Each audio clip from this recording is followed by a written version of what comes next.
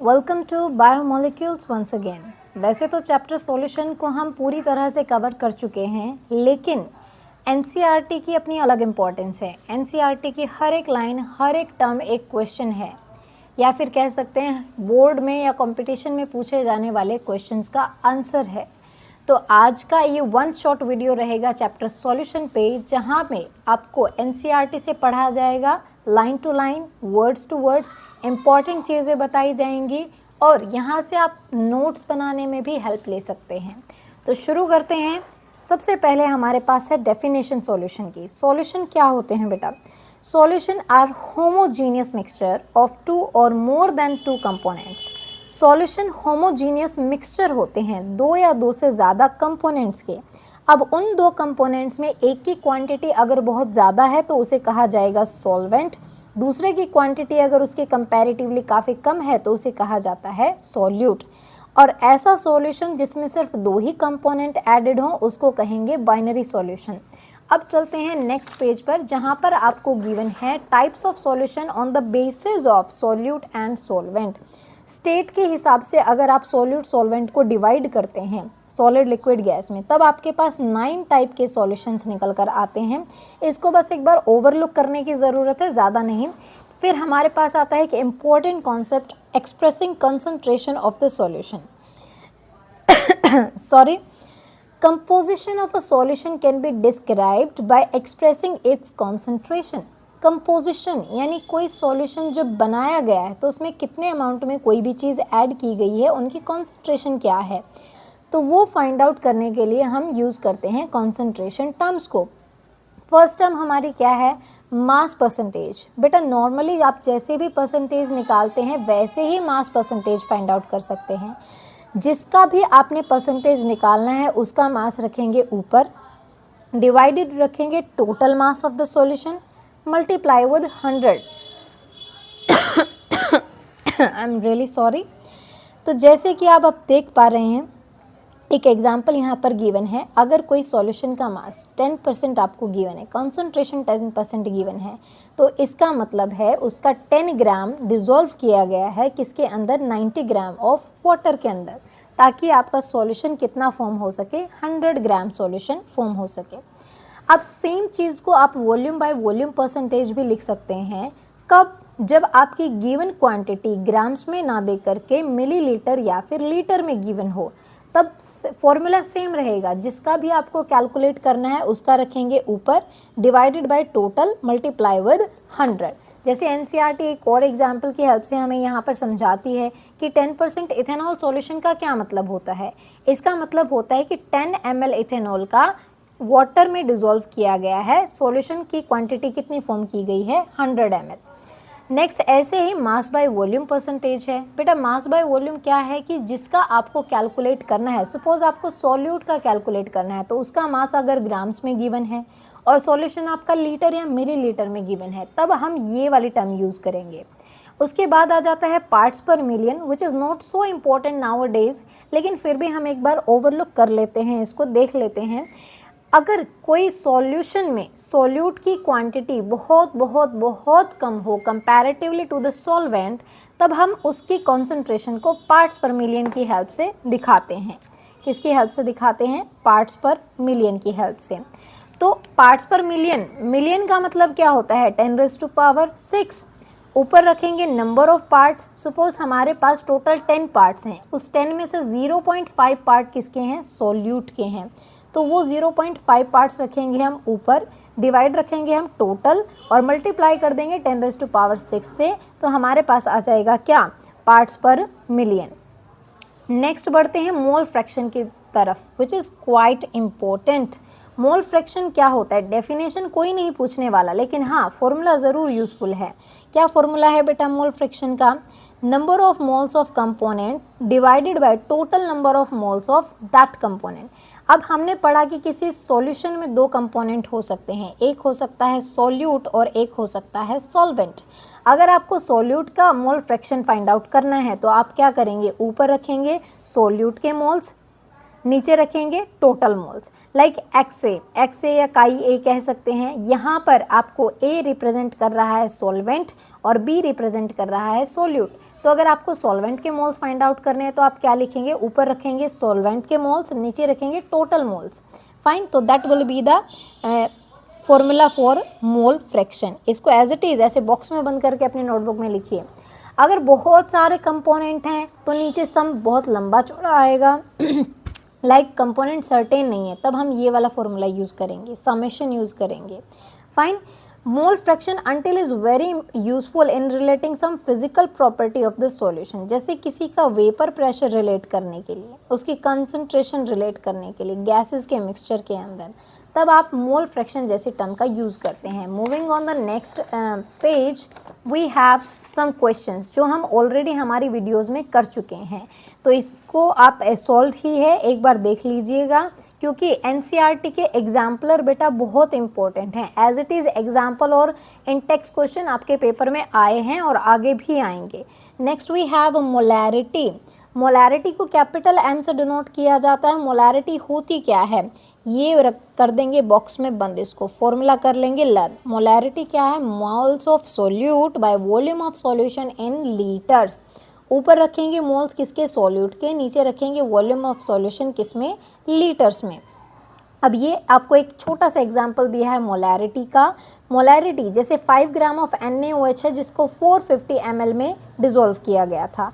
तो मोल्स कैसे find out करेंगे, given mass upon molar mass. Given mass क्या था 5 ग्राम, मोलर मास NaOH का क्या होता है 40, जो कि देखिए यहाँ पर मैंने सॉल्व भी करके दिखाया है। Na का मास 23, oxygen is 16, hydrogen is 1, total कितना आ गया 40। तो अब हमारे पास मोल्स कितने आ जाते हैं 0.125, वॉल्यूम कितना गिवन है 450 ml। अब क्योंकि ml है तो डिवाइडेड बाय 1000 करना पड़ेगा, क्योंकि यहाँ पर फॉर्मूले में क्या है लीटर, लीटर में चेंज करेंगे तो क्या करेंगे डिवाइडेड बाय 1000। अब इसको मैं डिवाइड बाय 1000 करती हूँ तो 1000 कहाँ चला जाएगा, ऊपर, सॉल्व कर लेंगे, बहुत ही इजी है। Next we have molality. अब मोलैलिटी क्या होती है, मोलैलिटी को बेटा छोटे m से दिखाते हैं, मोलैलिटी को बड़े m से दिखाते हैं। मोलैलिटी क्या होती है, मोल्स ऑफ सॉल्यूट, नीचे बस डिफरेंस है, मास आएगा वो भी किसका आएगा, सॉल्वेंट का, इन केजीज। ठीक, अब इसी से रिलेटेड यहाँ पर क्या गिवन है आपको, एग्जाम्पल गिवन है। ऐसे ही ये बहुत सारे इंटेक्स क्वेश्चन हो गए जो कि बेस्ड हैं किस पर, मास परसेंटेज पर, मोलैलिटी पर, मोलैरिटी पर। इनको सॉल्व ज़रूर करके देखना है। कोई भी प्रॉब्लम है तो आप कमेंट बॉक्स में लिख सकते हैं। Next moving on to a very important term, solubility. Solubility of a substance, देखिए यहाँ पर गिवन है इसकी डेफिनेशन, एक बार हम डेफिनेशन को हाईलाइट करते हैं। Solubility of a substance is its maximum amount that can be dissolved in a specific amount of solvent at specific temperature. देखिए डेफिनेशंस ना बोर्ड एग्जाम्स में पूछी नहीं जाती हैं, लेकिन खुद की अंडरस्टैंडिंग के लिए इंपॉर्टेंट होती हैं। सॉल्युबिलिटी किसी भी सब्सटेंस की वो मैक्सिमम अमाउंट है जिसको डिसॉल्व किया जा सकता है किसी स्पेसिफिक, यानी जैसे मान लो स्पेसिफिक है 100 ग्राम है या 100 ml है सॉल्वेंट में, और एक स्पेसिफिक टेम्परेचर, क्योंकि टेम्परेचर के इंक्रीज़ या डिक्रीज़ होने से सॉल्युबिलिटी भी इंक्रीज़ या डिक्रीज़ होती है। अब यहाँ पर एक और इम्पोर्टेंट सा फैक्टर है हमारे पास, वो क्या है उसको हाईलाइट करते हैं। इट डिपेंड्स, सॉल्युबिलिटी किस चीज़ पर डिपेंड करती है, अपॉन, ये आ गए हमारे factor affecting nature of solute, solvent as well as temperature and pressure. देखिए 4 फैक्टर निकल कर आ गए, एनसीईआरटी ने एक ही लाइन में बता दिया कि किस किस पर डिपेंड करती है, nature of solute, nature of solvent, temperature and pressure. अभी पहले हम कंसीडर कर रहे हैं किसकी, गैस इन लिक्विड की सॉल्युबिलिटी को, because we have 2 cases, gas in liquid and liquid in liquid, या फिर सॉलिड इन लिक्विड, सॉरी। तो next we have solubility of a solid in liquid. देखिए अब यहाँ पर इतनी लंबी चौड़ी थ्योरी पढ़ने की ज़रूरत नहीं है, बात हम किसकी कर रहे हैं, बात हम कर रहे हैं सॉलिड इन लिक्विड की। जैसे NaCl को वाटर में डिसॉल्व किया जाए या शुगर को वाटर में डिसॉल्व किया जाए। अब अगर मैं आपको कहूँ सैंड को वाटर में डिसॉल्व कर दीजिए तो क्या हो पाएगा, नहीं। तो इसके लिए हमारे पास एक टर्म है दैट लाइक डिसॉल्व्स लाइक, यानी एक चीज जैसी चीज़ें ही आपस में घुलती हैं। अब यहाँ से लाइक का मतलब क्या, जिनके बॉन्ड्स सिमिलर होते हैं। लाइक आयनिक जो चीज़ें होंगी वो आयनिक में ही डिसॉल्व होंगी, जिनमें आयनिक बॉन्ड होगा। लाइक NaCl में बेटा आयनिक बॉन्ड होता है, ऐसे ही वाटर में भी आयनिक बॉन्ड होता है, तो दोनों आपस में क्या हो सकते हैं, डिसॉल्व हो सकते हैं। अब मैं बेंजीन को वाटर में डिसॉल्व करूं तो नहीं हो पाएगा, क्योंकि बेंजीन में कैसा बॉन्ड है, कोवेलेंट, तो लाइक डिसॉल्व्स इन लाइक। उसके बाद यहाँ पर एक टर्म गिवन है डिसोल्यूशन। अब डिसोल्यूशन क्या होता है, जब आप क्या करते हैं, some solute dissolves and its concentration increases in solution. आप जब कोई सॉलिड सॉल्यूट ऐड करते हैं किसी भी सॉल्वेंट के अंदर, तो उससे क्या होता है, उसकी कंसंट्रेशन इंक्रीज करती चली जाती है सॉल्यूट की, तो इस प्रोसेस को आप क्या नाम देंगे, डिसोल्यूशन। फाइन। अब देखिए यहाँ पर हमारी सॉल्यूशन की इक्वेशन गिवन है, सॉल्यूट प्लस सॉल्वेंट किसके इक्वल हो जाता है, सॉल्यूशन। और सॉल्यूशन बनने के बाद आप दोनों को अलग भी कर सकते हैं, इसीलिए यहाँ पर रिवर्सिबल का साइन दिया गया है। अब टाइप ऑफ सॉल्यूशन है on the basis of dissolution.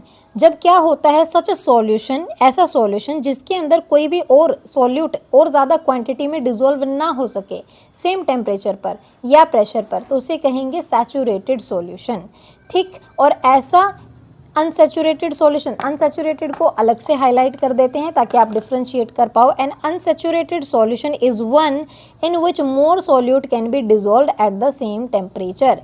आप किसी सॉल्वेंट में सॉल्यूट को डिसॉल्व कर रहे हैं, अगर और सॉल्यूट डिसॉल्व हो सकता है तो वो अनसैचुरेटेड होगा, नहीं हो रहा है तो वो बन जाएगा सैचुरेटेड सॉल्यूशन। जैसे आप कहते हैं ना, मैम बस बहुत हो गया और नहीं पढ़ा जा रहा, तो दैट मीन्स आप सैचुरेशन लेवल पर पहुंच चुके हैं कि अब कितना भी पढ़ लें लेकिन गेन नहीं कर पाएंगे, तो वही पॉइंट क्या होता है, सैचुरेशन।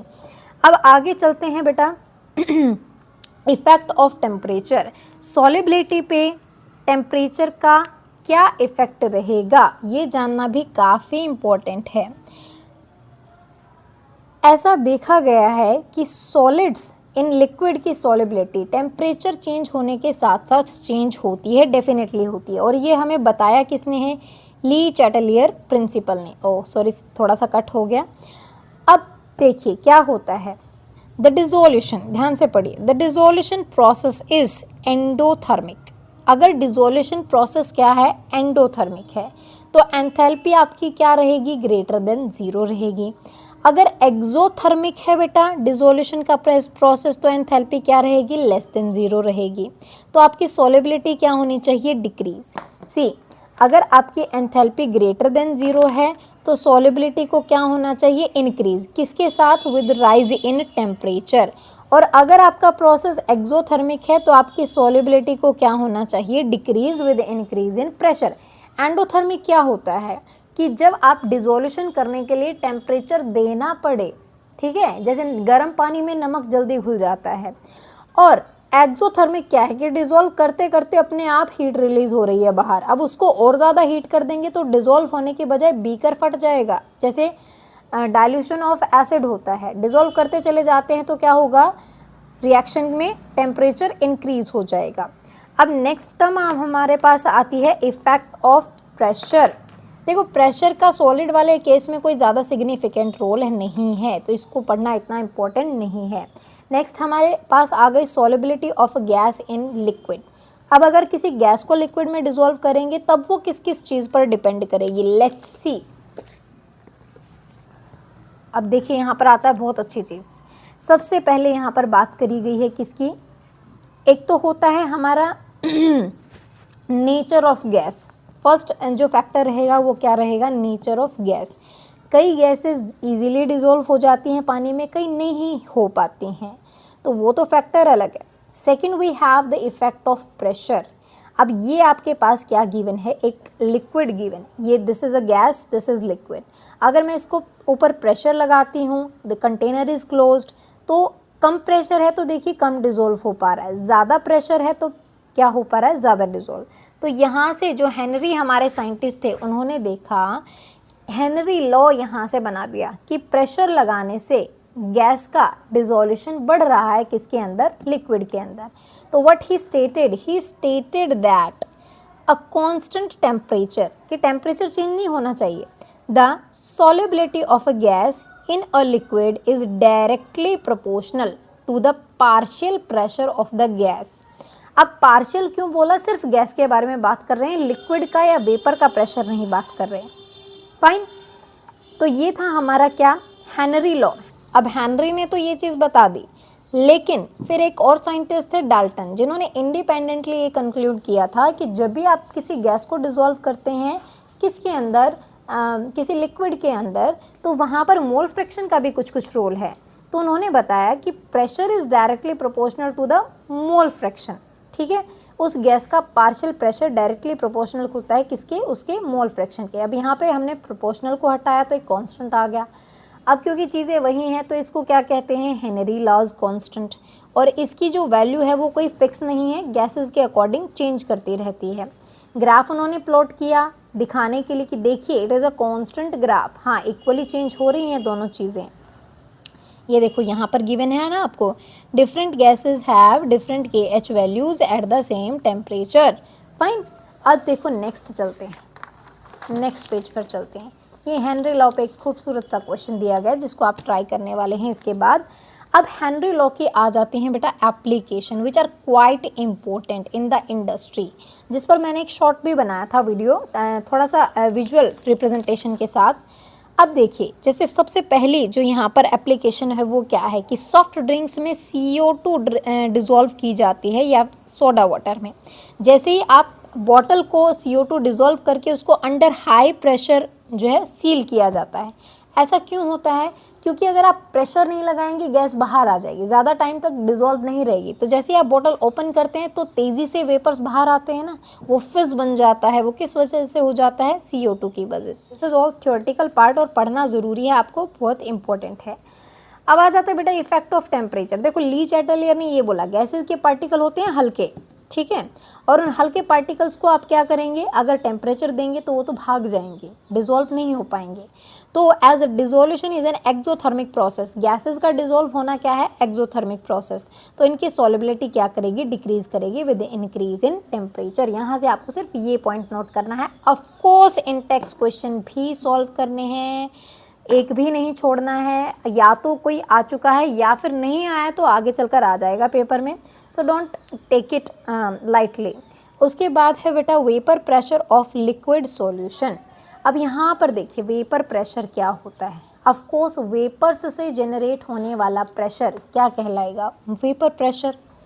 वेपर कब बनते हैं, जब टेम्परेचर इंक्रीज करते हैं।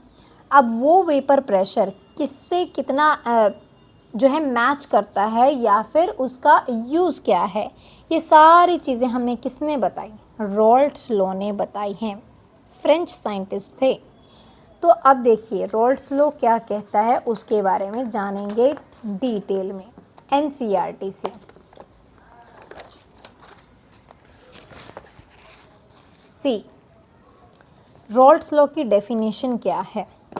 रॉल्ट्स लॉ कहता है बेटा the partial vapour pressure of each component, partial solute का अलग सॉल्वेंट का अलग, हर एक कंपोनेंट का, किसके कंपोनेंट का, सॉल्यूशन के कंपोनेंट का, डायरेक्टली प्रोपोर्शनल होता है उसकी के मोल फ्रैक्शन के। जैसे सॉल्यूट का सॉल्यूट के मोल फ्रैक्शन के डायरेक्टली प्रोपोर्शनल होगा, ठीक, सॉल्वेंट का सॉल्वेंट के। P1 जैसे हमने फर्स्ट कंपोनेंट के लिए लिखा तो directly proportional to the Chi1, ठीक। अब प्रोपोर्शनल को हटाते हैं तो यहाँ पर लिखा जाता है P01। Now what is P01, वो प्रेशर जब सॉल्वेंट अकेला था, एक तो अकेले सॉल्वेंट को बॉयल किया जाए तब उसके जो वेपर बनेंगे तब वेपर प्रेशर बनेगा, तो उसको कहते हैं प्योर सॉल्वेंट, उसको डिनोट किया जाता है P01 से। और जब वो सॉल्यूशन में आ जाता है तब उसके जो भी वेपर्स रहेंगे, जो भी वेपर प्रेशर रहेगा उसको P1 लिखेंगे, करेक्ट। तो सेम चीज़ हमने रिपीट कर दी सॉल्वेंट के साथ। अब डाल्टन लॉ तो ये कहता है कि भाई जितने कंपोनेंट हैं टोटल प्रेशर निकालने के लिए सबका प्रेशर क्या कर दिया जाए, ऐड कर दिया जाए। तो वही चीज़ रॉल्ट्स लॉ ने फॉलो की, रॉल्ट्स ने फॉलो की। तो P टोटल क्या होगा, P1 प्लस P2। नाउ अब ये वैल्यूज़ आप सब्सटीट्यूट कर दीजिए। P1 की वैल्यू क्या थी, ये वाली थी, रख दी। P2 की वैल्यू ये वाली रख दी। अब क्योंकि मैं एक चीज़ आपको बहुत बार बता चुकी हूँ, Chi1 plus Chi2 is equal to 1 होता है, तो उस 1 के ज़रिए हम Chi1 या Chi2 की वैल्यू निकाल सकते हैं। वही हमने निकाली Chi1 की, 1 माइनस Chi2 यहाँ पर पुट कर दी, ठीक, आप चाहें इसको इतना भी छोड़ सकते हैं, चाहे आगे भी मैथमेटिकल कैलकुलेशन कर सकते हैं, it is up to you. इसमें कोई एग्जामिनर ये नहीं कहेगा ये आपने क्यों नहीं किया। उसके बाद क्या है, यहाँ पर हमने ग्राफ प्लॉट किया। अब कुछ पॉइंट्स हैं जो कि आपको नोट करने हैं यहाँ से। The total vapour pressure of the solution can be related to the mole fraction only of one component. इस इक्वेशन से हमको क्या पता चलता है कि टोटल वेपर प्रेशर ज़रूरी नहीं है सॉल्यूट और सॉल्वेंट दोनों के मोल फ्रैक्शन पर डिपेंड करे, किसी एक पर भी कर सकता है। जैसे यहाँ पर सिर्फ x2 पर डिपेंड कर रहा है, ठीक। ऐसे ही हम अगर इसकी वैल्यू पुट करते तो x1 आ जाता। Total vapour pressure over the solution varies linearly with the mole fraction of the component 2। तो अब देखिए ग्राफ है, एक साइड हमने क्या ले लिया वेपर प्रेशर, यहाँ ले लिया है मोल फ्रैक्शन। यहाँ पर हम फर्स्ट की वैल्यू 1 लेंगे, सेकंड की वैल्यू 0, यहाँ पर रिवर्स वाली सिचुएशन करेंगे। तो अगर आप वेपर मोल फ्रैक्शन इंक्रीज होता है तो वेपर प्रेशर भी इंक्रीज होता है, ठीक है। और ऐसे ही सिमिलरली इसके साथ हमने किया। P1 की ये वाली P01 की ये वाली कर्व आती है हमारे पास, इसके लिए ये आती है, तो टोटल की जो है दोनों को ज्वाइन करने के बाद आएगी। That I have already explained, तो इस पर ज़्यादा नहीं जाएंगे फ़िलहाल। अब प्लॉट में क्या क्या चीज़ें गिवन है वो आपको इस वाली थ्योरी में मिल जाएगा, तो यहाँ से इसको पढ़ना है और इम्पॉर्टेंट चीज़ें हाईलाइट करनी हैं। फाइन, इसका इतना ज़्यादा कुछ यूज़ नहीं, इसको छोड़ भी सकते हैं, ओवरलुक कर सकते हैं। फिर ये एग्जाम्पल आप सॉल्व करेंगे, दिखने में बड़ा है लेकिन जब स्टेटमेंट पढ़ेंगे तब काफ़ी आसान लगेगा। Moving on to the next page, Raoult's law as a special case of Henry's law, इसको भी आप यहाँ पर छोड़ देंगे, कोई ज़रूरत नहीं है करने की, पढ़ने की। Next we have vapour pressure of solution in solid in liquid. अब सॉलिड्स की बारी आ गई। सॉलिड्स में क्या सीन होता है ना बेटा, कि सॉलिड होते हैं नॉन वोलेटाइल। नॉन वोलेटाइल का मतलब क्या होता है, जिसके वेपर नहीं बनते या बहुत कम बनते हैं। यहाँ पर ये सारे एग्जाम्पल्स गिवन हैं। आप जो इतनी थ्योरी देखकर घबरा जाते हैं ना, सिर्फ एग्जाम्पल हैं आपको सिंप्लीफाई करने के लिए चीज़ों को, ठीक। तो यहाँ पर बताया क्या गया है कि in a pure liquid the entire surface is occupied by the molecule of a liquid. अब जैसे ये तो कोई प्योर लिक्विड है लाइक वाटर है, तो इसकी पूरी सरफेस पर क्या है, आपके वाटर के ही मॉलिक्यूल्स हैं। वेपर बनाना शुरू करेंगे तो सारे जल्दी जल्दी वेपर फेज में जाना शुरू कर जाएंगे। लेकिन जब कोई नॉन वोलेटाइल सोल्यूट ऐड किया जाता है किसी सॉल्वेंट में, तो क्या होता है, वेपर बनाने के बजाय वो लिक्विड को और रोक देता है। देखिए अब यहाँ पर ये लिक्विड था प्लस में सॉलिड भी है, तो सॉलिड वाले की भी तो सरफेस आ गई। अब वो सरफेस पार्टिकल पर है, सॉरी वो पार्टिकल सरफेस पर है, तो उसको एस्केप नहीं होने दे रहे, खुद तो हो नहीं रहे हैं, दूसरे को भी नहीं होने दे रहे हैं। तो कंपैरेटिवली इनका वेपर प्रेशर इसकी कंपैरिजन में क्या हो जाएगा, कम, ठीक है। यहाँ पर ऐसे साइन बना लेना कि इसका वेपर प्रेशर ज़्यादा है, इसका वेपर प्रेशर क्या है, कम है। और इसी कम होने को हम क्या कहते हैं, lowering in vapour pressure, relative lowering in vapour pressure. देखिए ध्यान देने वाली बात यहाँ पर है, the decrease in the vapour pressure of solvent depends on the quantity of non volatile solute. अब ये तो पता चल गया डिक्रीज हो रहा है, कितना हो रहा है ये डिपेंड करता है कि कितनी क्वांटिटी में हमने हमारा सोल्यूट ऐड किया था। फाइन, उसके बाद अब रॉल्ट्स लॉ यहाँ पर यही कह रहा है, कोई सेम चेंज नहीं है डेफिनेशन में। अब देखिए नेक्स्ट पढ़ने वाली चीज़ है ideal solution, non ideal solution. यहाँ पर आ जाती है बेटा definition, the solution which obey Raoult's law over the entire range of concentration. चाहे कितनी भी कंसंट्रेशन ले लीजिए, चाहे कितने भी चेंजेस लेकर आइए, लेकिन जो रॉल्ट्स लॉ को फॉलो करते हैं उनको हम आइडियल सॉल्यूशन ही कहते हैं। आइडियल सॉल्यूशन की कंडीशन क्या होती है कि सॉल्यूट सॉल्वेंट को मिक्स करने के बाद एंथैल्पी चेंज नहीं होना चाहिए, वॉल्यूम चेंज नहीं होना चाहिए, ठीक है। उसके बाद एक चीज़ और यहाँ पर हाईलाइट करने वाली है, वो क्या है कि प्योर कंपोनेंट्स में आपके इंटरमोलिकुलर इंटरेक्शन कैसी होती हैं, ए टाइप, बी टाइप। लेकिन जब सॉल्यूशन आप बाइनरी बना देते हैं तो दो इंटरेक्शन आ जाती हैं, A B type. A B तो है ही, लेकिन ए और बी के बीच में भी इंटरेक्शन हो रही है, ठीक। उसके बाद एग्जाम्पल आ जाते हैं यहाँ लास्ट में। आइडियल सॉल्यूशन कौन से हैं, n hexane, n heptane, bromoethane and chloroethane, benzene and toluene, ये सभी क्या हैं आपके आइडियल सॉल्यूशन के एग्जाम्पल हैं। अब देखिए यहाँ पर एक चीज़ और है कि if intermolecular attractive forces between A and B are nearly equal to those of A B, जो इंटरेक्शन इनके बीच में था वही इंटरेक्शन अगर सॉल्यूशन फॉर्मेशन के बाद रहता है तब आपका सॉल्यूशन क्या कहलाता है, आइडियल। नॉन आइडियल सॉल्यूशन क्या होगा, जब कोई सॉल्यूशन ओबे नहीं करे रोल्स लॉ को। होते हैं ना कई बच्चे, कुछ भी कर लो बात मानेंगे ही नहीं, तो बस उन्हीं को क्या कहते हैं, नॉन आइडियल सॉल्यूशन कहते हैं। तो रोल्स लॉ के अकॉर्डिंग नॉन आइडियल कौन सा होता है, या तो वो जो रोल्स लॉ से थोड़ा ज़्यादा बिहेव शो करेगा या वो जो थोड़ा कम शो करेगा। तो वो कम या ज़्यादा के चक्कर में हमने दो चीज़ें बना दी, एक तो क्या पॉजिटिव डेविएशन और एक क्या नेगेटिव डेविएशन। अभी पॉजिटिव नेगेटिव क्या है ये तो ग्राफ को देखकर पता चलेगा। इन डेविएशन में होता क्या है, in case of positive deviation, इन चीज़ों को ज़रूर लिखिएगा, ये बहुत इंपॉर्टेंट है। A B interaction are weaker than those of A B B, यानी ए बी ए बी की इंटरेक्शन कम है किसकी कंपैरिजन में, ए और बी की कंपैरिजन में। फाइन। उसके बाद this means that such solution will find it easier way to escape. अब इंटरेक्शन कम है तो आसानी से तोड़ ताड़ के क्या बना लेंगे, वेपर बना लेंगे। ठीक है, यानी इनका वेपर प्रेशर क्या होगा, कंपैरेटिवली ज़्यादा होगा। अब ज़्यादा होगा इसीलिए तो रोल्स लॉ के ऊपर चले गए, ऊपर चले गए तो इसको क्या कहेंगे, पॉजिटिव डेविएशन। और अब नेगेटिव को तो आप समझ ही गए होंगे, लेकिन नेगेटिव पर जाने से पहले इनका एग्जाम्पल ध्यान में रखना इम्पॉर्टेंट है। पॉजिटिव डेविएशन कौन कौन करते हैं, इथेनॉल एंड एसीटोन। ठीक है, प्योर इथेनॉल में क्या होता है, hydrogen bonding on adding acetone. देखिए ये जो चीज़ मैं बता रही हूँ काफ़ी इंपॉर्टेंट है, ये आई थी आपके नीट के एग्ज़ाम में और वहाँ पर सारे ऑप्शंस दिए थे कि जो ये इथेनॉल और एसीटोन है वो पॉजिटिव डेविएशन शो करते हैं, लेकिन क्यों करते हैं, तो उसका जवाब यहाँ पर है कि in pure ethanol molecule are hydrogen bonded. Pure में तो हाइड्रोजन बॉन्डेड होते हैं, लेकिन एसीटोन में जाने के बाद उनका बॉन्डिंग क्या हो जाता है, वीक हो जाता है, वीक इंटरैक्शंस हो जाती हैं, जिसकी वजह से वो इजीली वेपर फॉर्म में जा सकते हैं, और जा सकते हैं तो ज़्यादा वेपर बना सकते हैं। फाइन, डाइपोल इंटरैक्शन आ जाती हैं उनके बीच में। अब नेक्स्ट केस हम बात करते हैं क्या, किसकी, नेगेटिव डेविएशन की। नेगेटिव डेविएशन क्या होगा बेटा, जब इंटरमोलिकुलर फोर्सेस स्ट्रॉन्ग हो as compare to A and B. Strong होंगे तो इजीली वेपर नहीं बना पाएंगे, नहीं बना पाएंगे तो वेपर प्रेशर कंपैरेटिवली क्या हो जाएगा, कम हो जाएगा। तो रोल्स लॉ से नीचे वाली कर्व्स वो लोग शो कर रहे हैं, तो नेगेटिव डेविएशन है। एग्जाम्पल यहाँ पर क्या आ जाते हैं हमारे पास, फिनोल एंड एनिलीन। एग्जाम्पल ज़रूर याद रखने हैं, ठीक है। अब यहाँ पर देखिए आगे क्या है, ये भी पेपर में आया है, एजियोट्रॉप्स क्या होते हैं।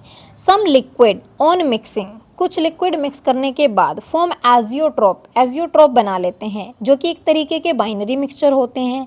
Having same composition in liquid and vapour phase, ठीक है, कंपोजिशन भी सेम होती है, लेकिन and which boil at a constant temperature. जब आपको डेफिनेशन लिखोगे तो यहाँ से लिखनी है, which boil at a constant temperature are called azeotropes. It is not possible to separate the component of by fractional distillation. अब सेम बॉइलिंग पॉइंट पर बॉयल कर रहे हैं तो उनके कंपोनेंट को सेपरेट करना क्या हो जाता है, मुश्किल हो जाता है। एजियोट्रॉप बेटा दो टाइप के होते हैं, minimum boiling azeotrope and maximum boiling azeotrope. जो पॉजिटिव डेविएशन शो करते हैं वो तो होते हैं मिनिमम, जो नेगेटिव डेविएशन शो करेंगे रोल्स लॉ से वो क्या हो जाएंगे, मैक्सिमम हो जाएंगे। ठीक है, लाइक इथेनॉल वाटर मिनिमम वाले में आ रहा था केस, ठीक है। मैक्सिमम वाले में क्या आएगा बेटा आपका नाइट्रिक एसिड एंड वाटर आ जाता है मैक्सिमम वाले केस में। नेक्स्ट आ जाती हैं अब कॉलिगेटिव प्रॉपर्टीज़।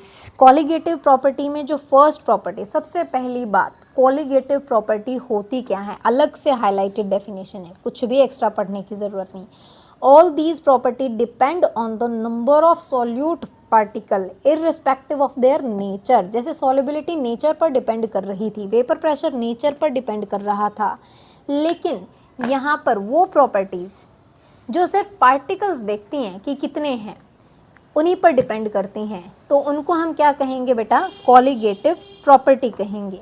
फाइन, तो देखिए कॉलिगेटिव प्रॉपर्टी हमारे पास आ जाती हैं टोटल 4, जिसमें से पहला वो केस है जो रॉल्स लॉ ने लिया था नॉन वोलेटाइल के लिए।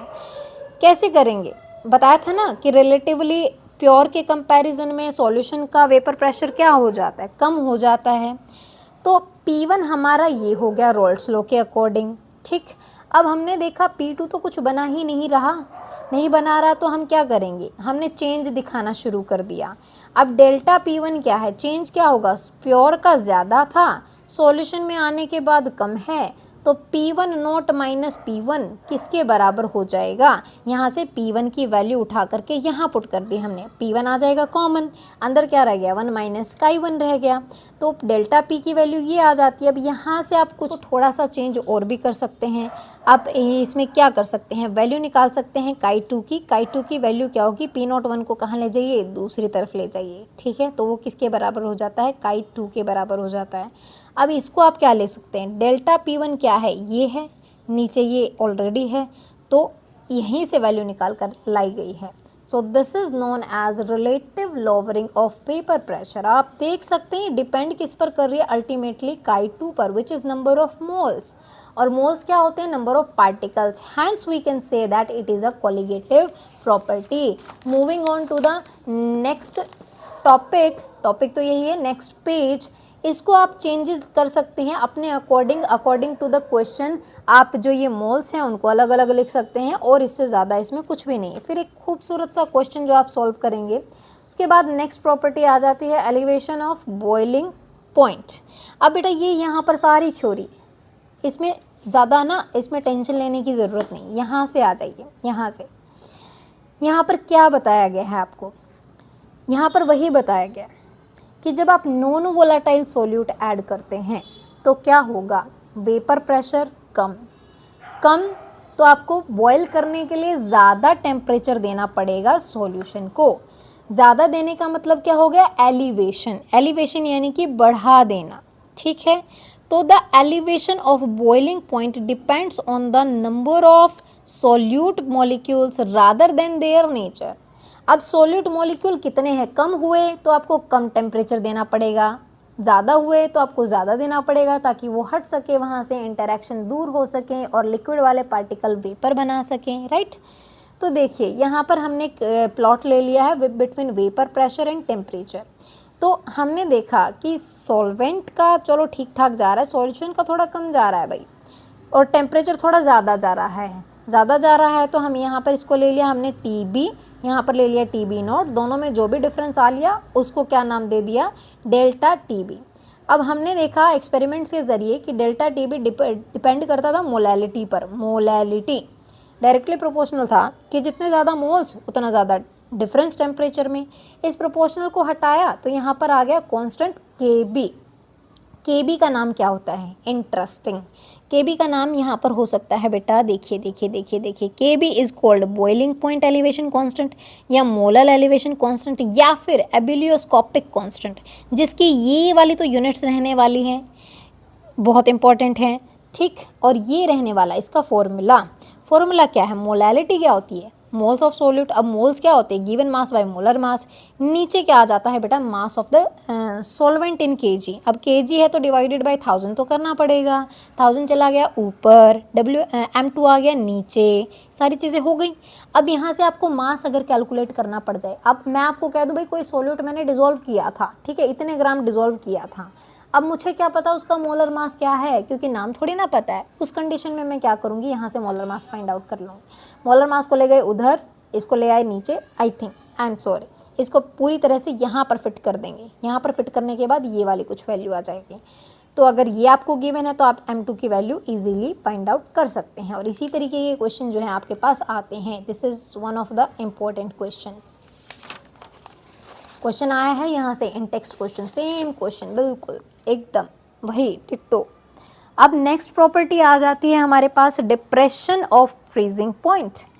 अब क्योंकि ये बिल्कुल उसके सिमिलर है, जैसे मैंने आपको बताया पूरी थ्योरी पढ़ने की ज़रूरत नहीं, ये देखिए ऑलरेडी हाईलाइटेड पॉइंट्स है, यहीं से आप इनको पढ़ेंगे।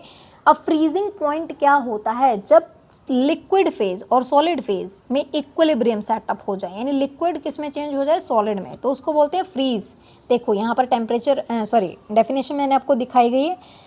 The freezing point of a substance may be defined as the temperature at which the vapor pressure of the substance in its liquid phase is equal to the vapor phase. Fine. तो उसको आप क्या बोलेंगे, freezing point. अब freezing point में इधर इधर नहीं ले जाना टेम्परेचर, इधर इधर लाना है, कम करना है, तभी तो फ्रीज होगा ना। तो ये था पहले लिक्विड, फिर ये यहाँ से जमना शुरू हो गया तो ये आ जाता है फ्रोज़न। तो इस पॉइंट पर दोनों में इक्विलिब्रियम आया था, तो ये वाला टेम्परेचर था हमारा क्या, T0 F क्योंकि फ्रीजिंग वाला था। लेकिन जब सॉल्यूशन को देखा तो फ्रीजिंग पॉइंट आ ही नहीं रहा है, काफ़ी टेम्परेचर लो किया तब आना शुरू हुआ है, तो ये हो गया TF। अब फ्रीजिंग पॉइंट प्योर के कंपैरिजन में कम आ रहा है, इसीलिए इसको कहते हैं डिप्रेशन इन फ्रीजिंग पॉइंट। वो इजीली फ्रीज हो जा रहा है, उसमें टाइम लग रहा है, प्योर में टाइम लग रहा है, वो जल्दी हो जा रहा है क्योंकि उसमें ऑलरेडी सॉलिड पार्टिकल्स हैं। ठीक, तो बेटा ये आ जाता है दोनों में डिफरेंस। सिमिलरली वो भी मोलैलिटी पर डिपेंड करेगा, आगे का प्रोसेस बिल्कुल सेम है। हाँ, इसका जो कांस्टेंट है उसको हम क्रायोस्कोपिक कांस्टेंट भी कह देते हैं।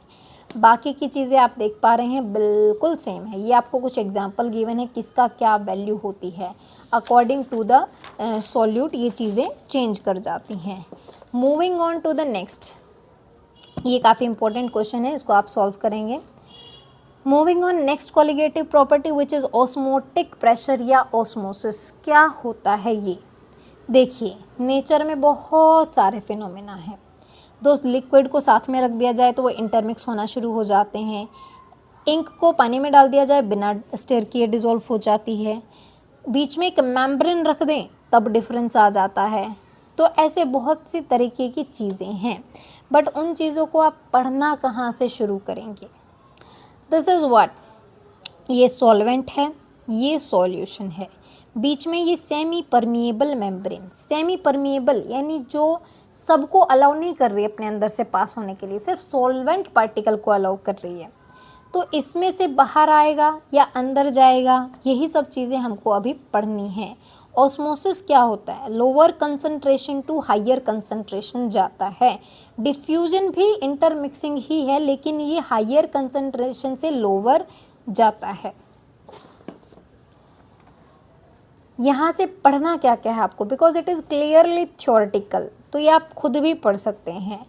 तो यहाँ से आप यहाँ से पढ़ना शुरू करेंगे, यहाँ तक पढ़ेंगे।